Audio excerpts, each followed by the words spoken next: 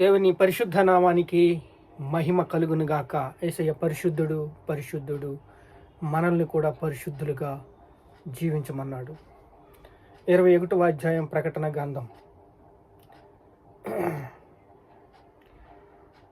నేను నూతనమైన యెరూషలేమా అను ఆ పరిశుద్ధ పట్టణమును తన భర్త కొరకు అలంకరింపబడిన పెండ్లి కుమార్తె వలె సిద్ధపడి పరలోకముందున్న దేవుని యొద్ద నుండి దిగి వచ్చిన చూచి తిని. యోహాను ఒక దర్శనము చూస్తున్నాడు.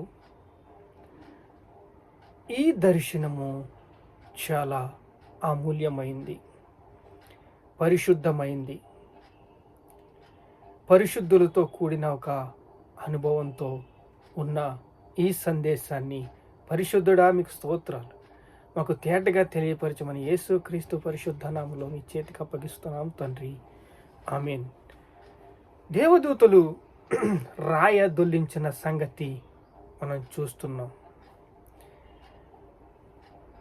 సుగంధ ద్రవ్యాలు తీసుకుని వచ్చి యేసుని చూద్దాం అక్కడ సమాధికి వేద్దామని చూసినప్పుడు ఆయన అక్కడ లేడు, లేచి ఉన్నాడు. దేవుడు లేచి ఉన్నాడు. ఇలా రాయి దొర్లించటం చూసినాడు. సమాధి దగ్గర దేవదూతలు సహాయం చేస్తున్నట్టు మనం చూస్తున్నాం.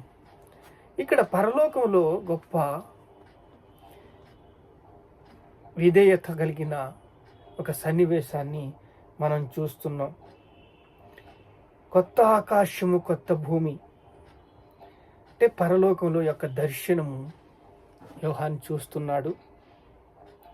తన భర్త కొరకు అలంకరింపబడిన పెండ్లి కుమార్తె వలె వధువు చూస్తున్నాం. వధువుకున్న లక్షణాలు: యేసుక్రీస్తు తిరిగి లేచి పునరుత్థానుడై మనల్ని ప్రేమించి పరిశుద్ధపరిచి పవిత్రపరిచి తన భర్త కొరకు అలంకరింపబడిన ఒక నూతన వ్యక్తిగా మనల్ని చూడాలని ఆశపడుతున్నాడు. 16వ అధ్యాయంలో అయితే భిక్షకుడు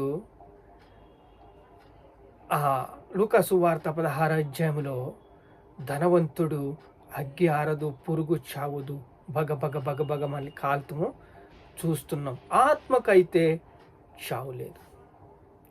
ఆత్మ తిరిగి దేవుని దగ్గరికి వెళ్ళాలి, లేకపోతే విశాల మార్గం గుండా వెళ్ళాలి. ఆత్మకు చావు లేదు. ఇది యుగ యుగాలైన కాలుతానే ఉండాలి, శిక్షను అనుభవిస్తూ ఉండాలి,